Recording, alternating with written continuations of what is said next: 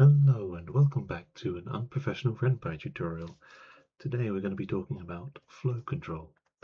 What is flow control? Well, if I pull up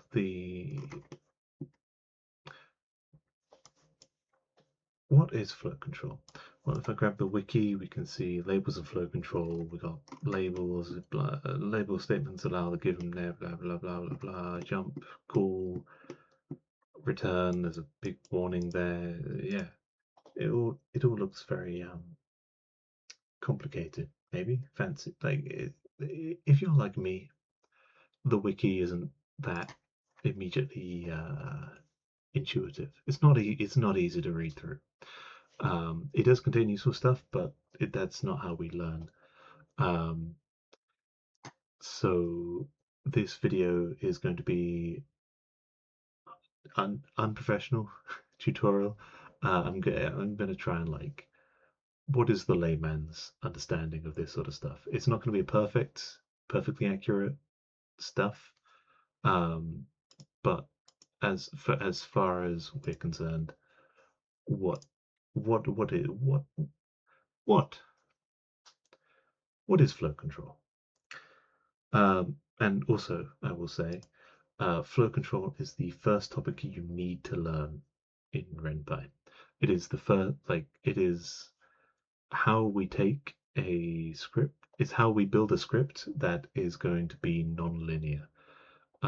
Unless you are going to build a visual novel, that is, you click start and then you click next line, next line, next line, next line, all the way to the end of the game, you're going to need to implement some form of either labels or flow control in order to make menus, in order to make buttons, in order to make a pointing. If before you go out and look at a tutorial on how to make a menu, make multiple choice, make like point and click sort of mini games and stuff, you need to understand what flow control is.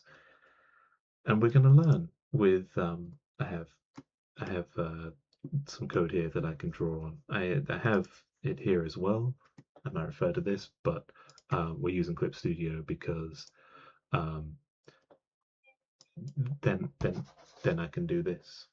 Over here, I'm gonna try and overlay an example of the project that we're working on. When we click start, bam, RenPy will go ahead and look for a label called start. That's what it looks for. That's what it cares about. It looks for a label called start and says start the game there. Quite appropriately named. We can see this line. Let's talk about RenPy labels and flow control. Flow controls are those words: label, jump, call, return, and from. They're special words. They're words that they mean stuff that the RenPy reads, and if they are outside of quotation marks, RenPy will go ahead and say, right, this is an instruction to do something other than what RenPy wants to do by default. Which is by default, it just wants to read a line, read a line, read a line. Like it just wants to read every line in turn and execute it. Usually there'll be like dialogue lines where it's just like read this dialogue, read this dialogue, read this dialogue, all the way to the end of the file. Flow control is how we tell it to do something other than read the next line, namely go to somewhere else in the code. That is a lot of rambling. They are what we use to control the flow of dialogue when writing nonlinear scripts. Labels are just First of all, let's talk about labels. Labels are essentially fingers pointing to somewhere in the script and basically saying, hey, if we're ever saying, like, if I ever refer to something called the talking about jumps label, what I mean is line 43, or more specifically line 44, because RenPy will go through and it will remove all the lines saying label this, and it will just point to that line of this line of dialogue here as like that's the label point there, kind of thing, sort of. maybe. That's my understanding. Jump. Um, jump is a one-way ticket to somewhere else in the code. Do you see what we did there? Okay, so what do we do there? What's going on?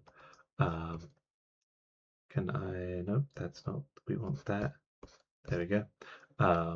Vector layers. So we first of all we started off on. We'll start this side.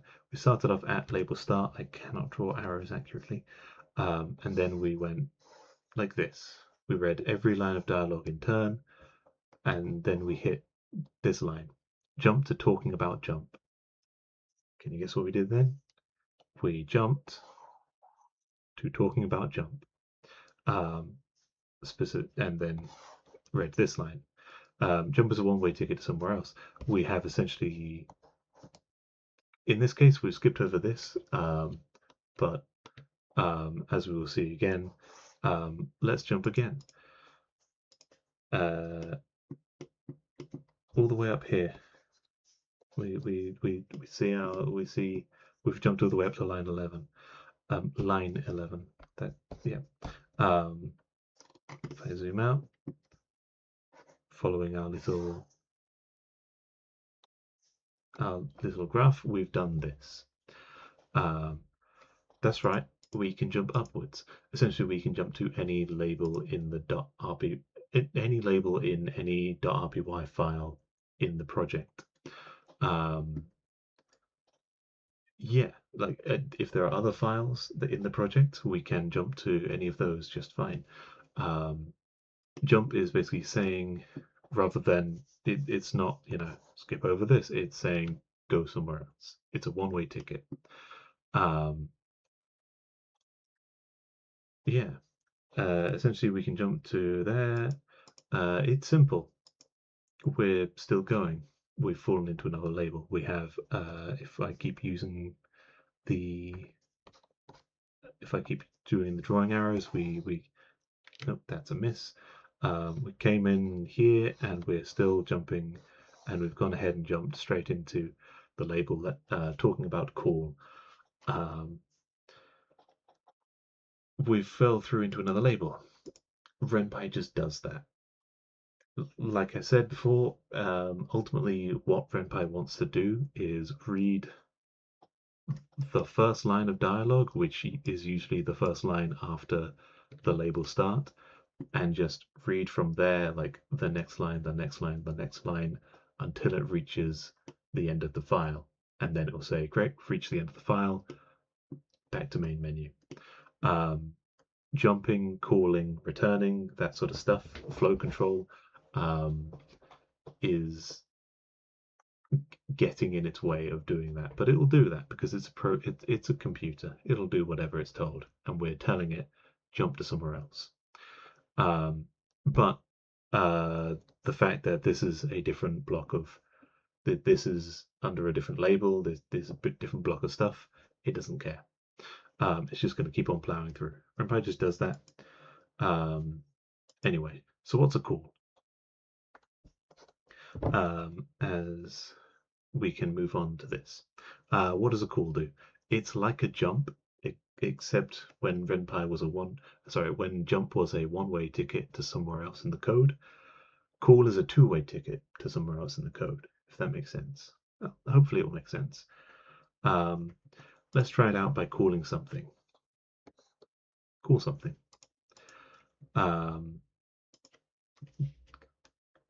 I need to keep up with the doodloots. Okay, so we call something and we have jumped. I might switch colors in a bit. I'm going to switch to an orange real quick. All the way up here. Here's something. Line one of the script. I put the label something. Get it? Call something. Okay, it's a bad joke, but it'll be worse the second time. You see here, I've done like a little small hop talking about return. It's a small hop, but it's as I mention here in this little note comment thing, ending a label with a jump, a call, or a return can help you can help avoid falling into whatever happens to be below that label, you know? So even though this jump from line 4 to line 6 was technically redundant because it was going to do that anyway, um, doing that essentially is good practice for if we were to say jam a random label in here and add in 20 lines of dialogue. We're not going to fall into it unless we want to, by removing the jump line 4. So if we're thinking of cool as a two-way ticket, how do we get back to it? With return. We have ba-da, and then we hit return, and that has taken us, I'm going to switch colors again, all the way back down to cool something, and we've carried on from there. Hey, look, we're back here again. What happened? We called the label something, but then we returned back here with the word return. Yeah, so for this, I'm gonna have to try and it might help to think of it as like a stack. So essentially what RenPy is doing is it's building a stack. So first of all, right, there was start, right? We were at the start label. We started off there, and then the first essential real line of dialogue we hit was line 32. So it built like a little block here. Sorry, 35 even. When we were here reading Let's Talk About RenPy Labels and Flow Control,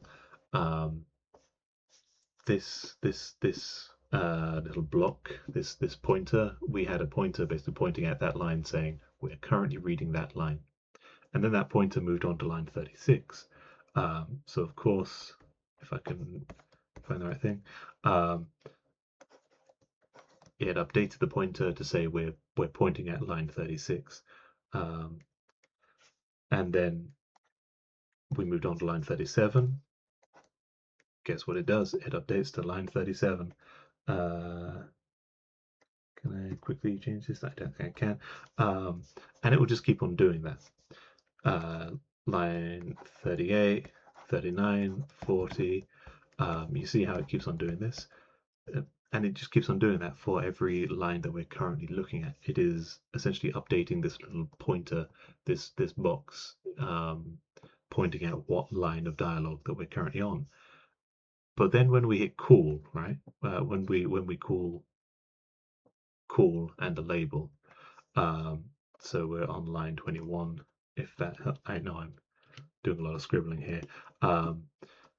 Line 21, we hit call. So this box currently says 21, and it says, hey, call this label called something. It's a not the most convenient name, but yeah, call something, which is up at line 1. With call, what it goes ahead and does is build another box. And it adds another thing onto the stack. This is now we're now currently at line number 1. We jumped from here up to here with this orange jump, and then that became number 2 as we read this line. Then we read this line, became number 3. Then we jumped over to number 7, so that became line number 7. You see, and then we hit line number 8. This became number 8, and it says, line number 8 is the return command. So what do we do with the return command? Well, we go to the stack, which is currently this. We take the top thing off the stack, delete it entirely, and we carry on from whatever's on top of the stack. Now we're back at line 21 because the pointer is pointing at line 21. We have returned to, well, we finished doing line 21. Line 22 is empty, so we landed on line 23. 23. Hey, look, we're back here again. So what happened? Line 24. I'm not going to keep this up to date, but you get the hopefully you get the idea of what's going on here.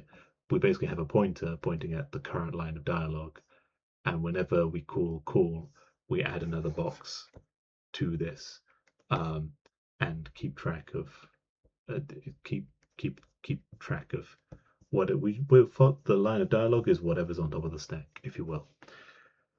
That's how we can think of it. I know this might not entirely be correct, but for our purposes as beginners, this is what we can think of. Think of it like we're keeping a mental note every time we call a label, um, but when we jump, we don't. Jump is just a one-way ticket, remember that? So we don't keep track of where we jumped from. RenPy isn't remembering the fact that, like, previously we were on line 43. It's not bothering to keep track of that. It just remembers, hey, previously we were on line 27, and if I click now, we've jumped back up to line 1. We're on line 2, go through to line 3. Line 4 is a jump into line 6, which lands us on line 7, and then line 8 again. We return back. Yep, I kind of half missed that. We return back to line 27 into line 29. It's skipping over the comments, obviously. Hopefully some of the comments are useful for you to read, if assuming I can not draw over them like I have here anyway. Wow, and like jump, we can even call things in other .rpy files in the project. So I'm going to show you the code itself. This is the code. You see I have created another file in the same project called somewhere else.rpy, and in there is a label called a label in another file, appropriately named this one. And we have seamlessly, RenPy is fine to just like jump right into there. It's still a .rpy file in the project, so RenPy is happy to just jump into it. And then when we call return, it jumps us back. I'm going to minimize that back into this. It's going to jump us back into where we have lost. I've sort of lost my track. Back into here again. So temporarily, this was line 30, and then it created a stack, which was, what was it called again? Somewhere else.rpy line 2.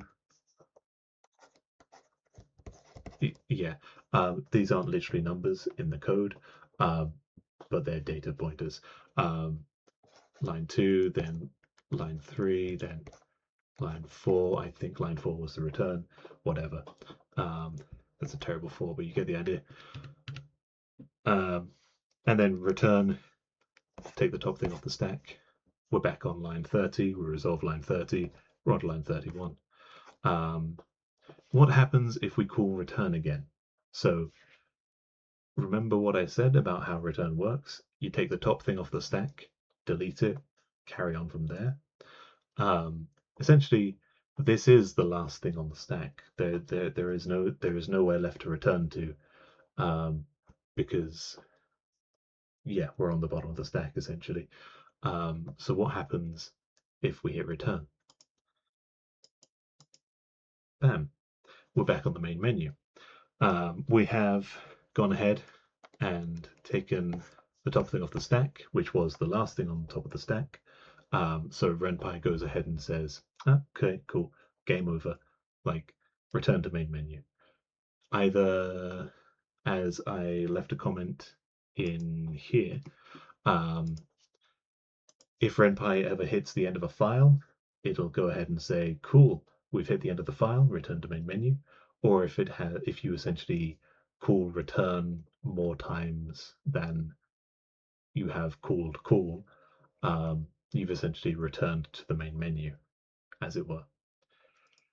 So that's about it as far as flow control at its most basic is concerned. If you can understand A label is just a finger.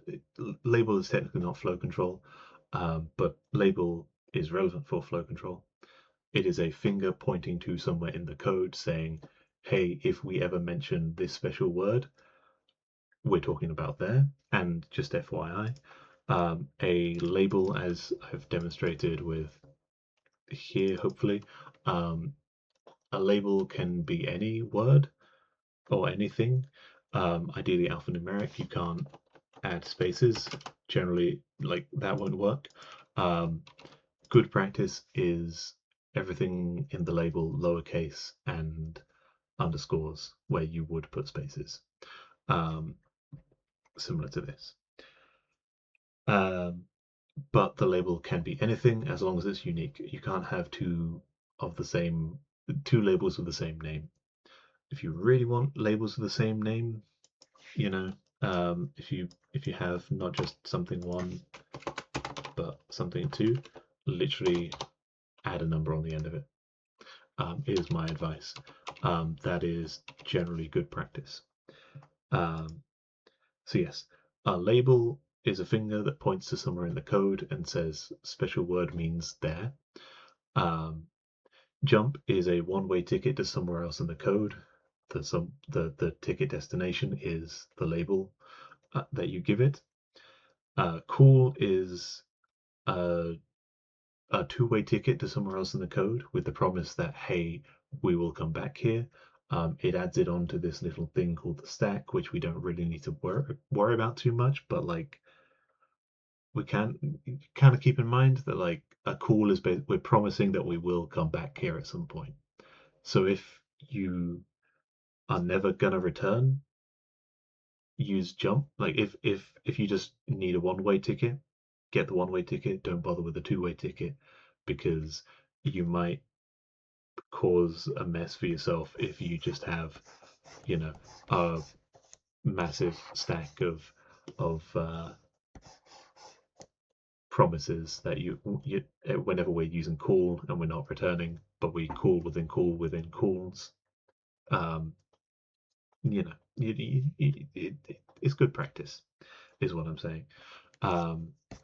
Return is take the top thing off the stack, return to the most recent time we called call that we haven't already returned to. We returned to a call once. You know what I mean? Anyway, from. Did you remember from? I mean, you did. You should. Hopefully you did, because in the special words that I mentioned at the beginning,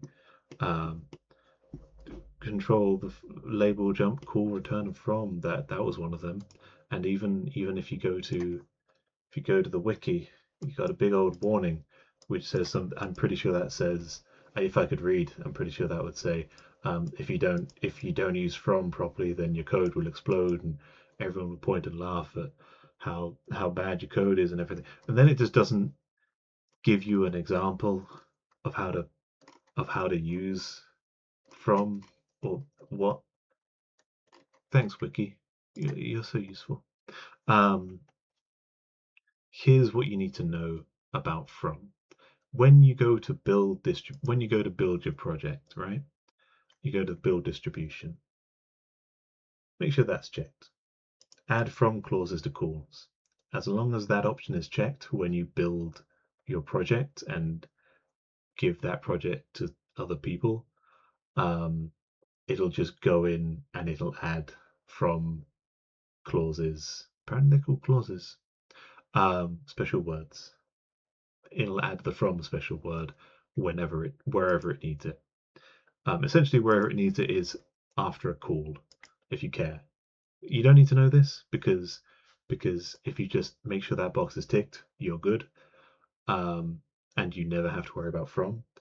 But if you do want to know what from is doing, essentially that button, when ticked and then you hit build, it's just going to go into your project, find every time you write the word call, and go ahead and say from,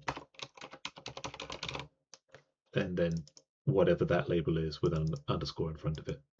And then oh look, we did that again. From underscore something underscore one. I think it does like that. And if we did a third time, it would be from underscore something underscore two. Um, that is essentially a label similar. That's essentially similar to a label where it creates like a unique pointer thing, like hey, remember from here. Why is that relevant? If hypothetically a player was playing this game, they played all the way through to say line 3, so they're looking at, okay, bad joke, it'll be worse the second time. They save the game and they quit. That save file says, hey, remember we're on line 3, and also remember the stack as well. Remember that stack we made where we had what would it be? It'd be like what's the thing? Line 21 and then line 3. It's kept a note that we're currently on line 3, and we got there from 21. However, if you edit the code, right? If you make an edit to the code, say that, and then save it, save the code, give that to them, they have a new version of the code. That stack is now wrong because that stack is saying we got to line 3 from line 21, or line 21 isn't call something, it's label, and that doesn't make any sense. So it's essentially lost track of, did we get to line 3 from line 27 or line 33? Apparently we got there from line 21, but that's not possible. This from statement underscore something, which has to be unique identifier. That from is basically saying, instead of in the stack saying line 21, delete. This is underscore something. I definitely wrote that correctly. So that if we do make edits to the code and mess around with line numbers and stuff, it will still be able to, in that person's save file, when they go back to it and resume playing from this point, it knows that we got here from whatever this line is, not this line, or any other time we called or any other time we called the label something. You know, that's what from does. What do we need to know for from? Click that button, it do it. Good. Learn what jump is. It's a one-way ticket for somewhere else. Learn what call is. It's a two-way ticket. Return is the return ticket. Make a new project before you go ahead and try to write your darling little projects that has like a lot of world building and lore dumping and stuff. Make a separate test file where you can mess around. Like you can make a story like this that makes no sense, but the only focus here is we're just trying to learn how to flow control. We're trying to learn how to mess around and figure out all this other stuff. There's more complicated things. I don't know what any of this is. I don't think it's relevant, but it's there. If you want to explore it, you can. Explore it in a test file rather than trying to shoehorn it into your project that you're working on. Because that's already messy enough. You don't need to be trying to learn in the same place that you're trying to create, is my advice. Thank you for watching. Hope you enjoyed. If you liked it, leave a like. It always helps to boost engagement and stuff, and show this video to more people. And also just let me know that sporadic, unhinged rambling is actually a viable method for some people's brains. This is viable for my brain, but I'm not sure if that's just because my brain is weird.